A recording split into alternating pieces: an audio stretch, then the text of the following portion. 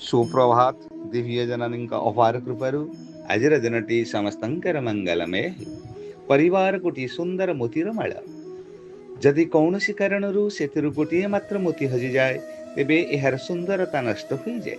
एणु परिवार प्रति संवेदनशील दरदी हुआ और अति सुंदर कौशल सह यार सतत जत्न निय।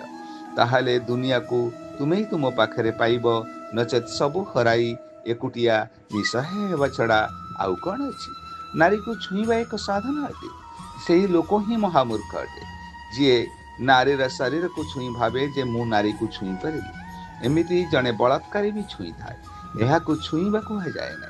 छुईबा ताकू कहुए जेतबळे जड़े पुरुष कौन से नारीर हृदय और आत्मा यही दुईटी को छुई थाए।